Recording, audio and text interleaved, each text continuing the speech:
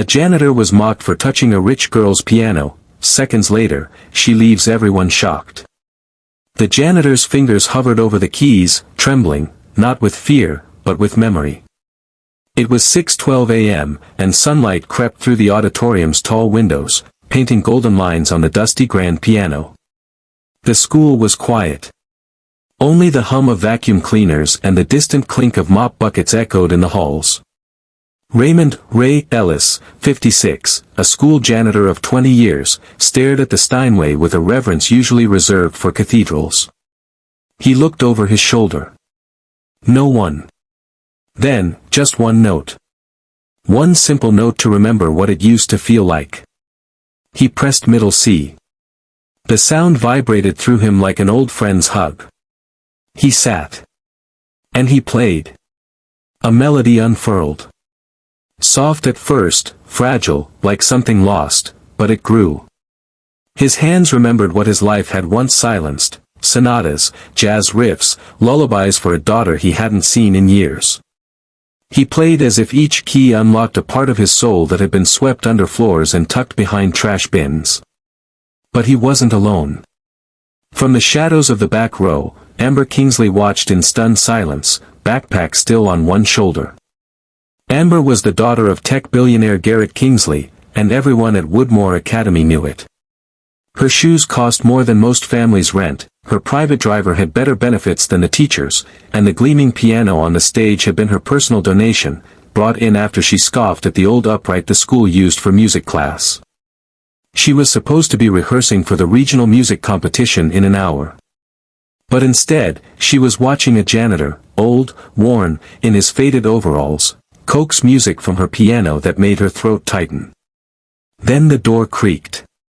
Coach Benson and two students walked in and stopped cold. "Hey," the coach barked. "What do you think you're doing, Ray?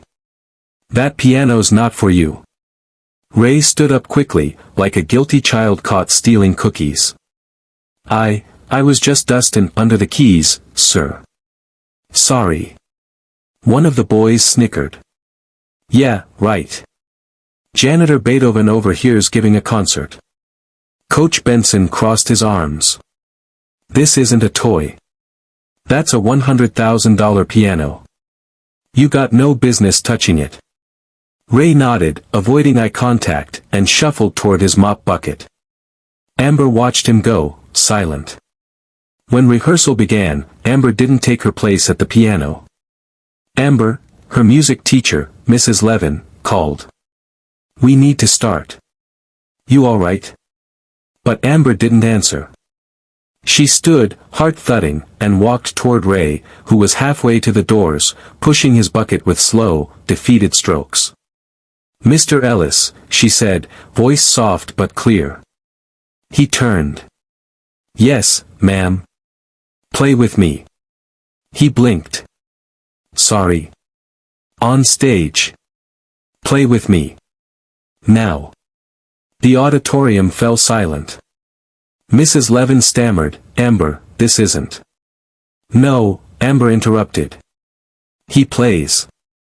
I'll sing." Coach Benson frowned.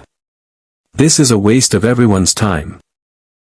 But Amber was already walking back to the piano. And for the second time that morning, Ray sat down before the keys. Amber looked at him and whispered, "Do you know Hallelujah?" His fingers answered before his voice could. The first chord rolled out like thunder wrapped in silk. Amber began to sing. Not in her usual polished, practiced way, but raw.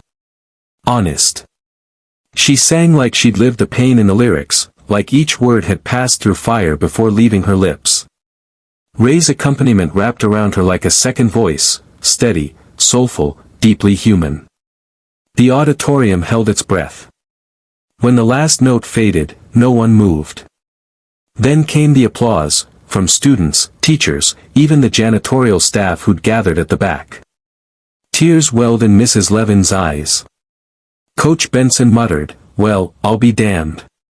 By noon, the video had gone viral. Someone had recorded the performance. Within hours, millions watched the unlikely duet, a janitor and a rich girl, breaking every stereotype. News vans rolled up to the school gates. Interviews were requested. Amber's father, initially irate, became intrigued. And humbled.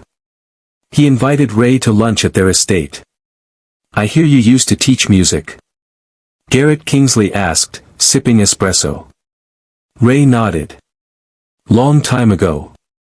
Before life took another turn." Garrett smiled.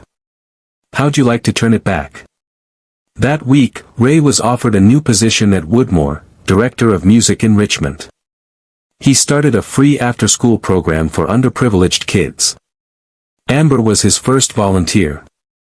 2 months later, the regional music competition arrived. Amber stood on the stage in front of a full house. Ray sat behind her, at the same Steinway. But this time, no one questioned it. Their performance earned a standing ovation. Not just for the music, but for the story behind it. A janitor who'd once been silenced, now heard. A girl born into privilege, now grounded in purpose.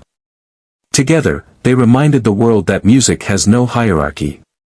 The story of Ray and Amber became a movement. Other schools began programs to discover hidden talents among staff. Amber used her platform to speak about kindness, equity, and the dangers of judging by appearance.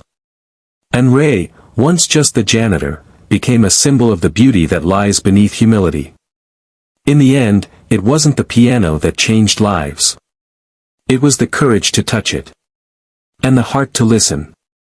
Because sometimes, the most powerful music comes not from those we expect, but from those we almost overlooked.